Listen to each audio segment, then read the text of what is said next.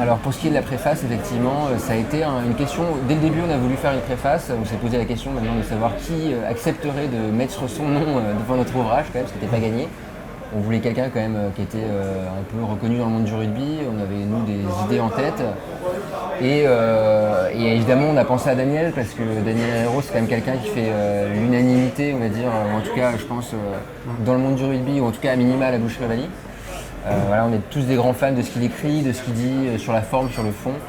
Donc on a eu l'opportunité de le contacter et ce qu'on a fait. Et c'est le syndrome Julien Lepers, c'est-à-dire qu'il est dans la vraie vie comme à la télé. Et c'est plutôt un compliment dans le sens où il est passionnant et passionné, donc très curieux. Il ne connaissait pas avant qu'on le contacte. Donc il nous a dit ok, on se rencontre autour d'un verre et puis on en discute et du coup il s'est vachement renseigné sur ce qu'on faisait, on lui a donné des textes du livre et il a dit que c'était très bien et du coup il était ravi de faire notre préface, enfin, je crois en tout cas et nous on est ravis aussi parce que la préface est géniale et c'est le meilleur texte du livre donc presque. Enfin, non, et puis vraiment sa réaction, il a voulu lire les textes pour savoir s'il mettait son nom dessus et s'il écrivait quelque chose pour nous. Et il a lu les textes, il a aimé les textes et quand Daniel Herrero nous dit ça, c'est quand même, ça fait quelque chose quoi. Ça a été une grande explosion de joie au moment où il a accepté à la Boucherie. On n'avait pas vu ça depuis la descente du Biarritz Olympique en Pro D2, je crois. C'était drôle ça aussi. Pour ce qui est du fond, on a voulu faire quelque chose à l'image du site, donc c'est un joyeux bordel, il y a un peu de tout. Il y a des portraits de joueurs, on a eu beaucoup de mal à se fixer une ligne, on va dire, éditoriale, un peu comme sur le site. Donc, il y a des choses drôles, d'autres un peu moins. Il y a des choses, des portraits hommages. Il y a des fiches de club qu'on avait déjà faites sur le site mais qu'on a remises à jour. Par rapport au web, au niveau des textes, il n'y a pas de différence, on va dire, dans le fond et dans le traité. On a apporté quand même plus d'attention sur le bouquin. On va dire, on a été un peu plus exigeant avec nous-mêmes sur la qualité des textes. Parce que c'est vrai que le web, on le publie, une semaine après, plus personne n'y pense. On se permet d'être un peu plus, un peu plus light. Après, là, c'est vrai qu'on s'est dit, on va laisser une trace. Enfin, ça va être un bouquin, on ne pourra plus changer après. Autant faire ça correctement. Donc, l'avantage d'Internet, c'est qu'on peut rebondir sur l'actualité.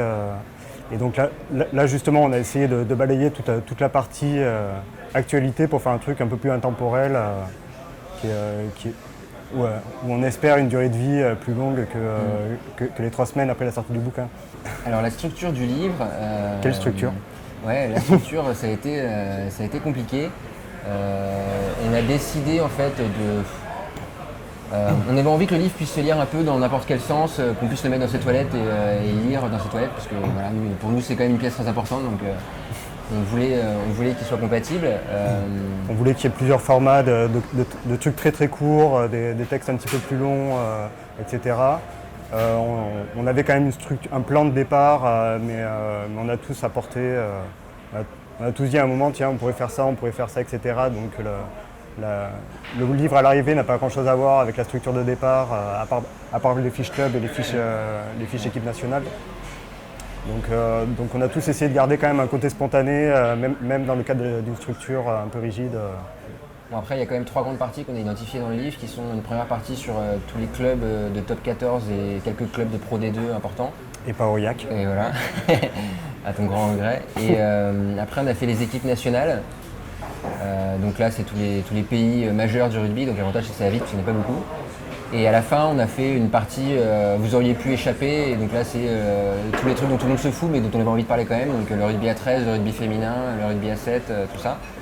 Et après, tout au long du bouquin, effectivement, on a mis des portraits, on a fait des typologies de rugbyman qu'on peut retrouver, d'entraîneurs qu'on peut retrouver, de présidents, et vraiment ça se grignote, ça peut se faire dans le désordre. Je ne sais pas s'il y a une attente particulière autour du livre, parce que je n'ai pas souvenir qu'on nous ait réclamé un livre à un moment donné.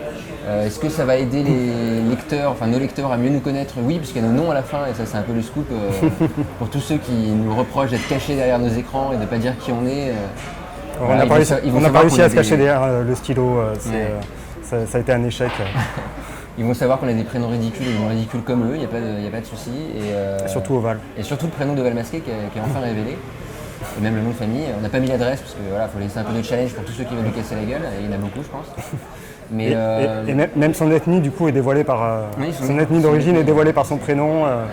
grosse je pense révélation que fracassante. Hein.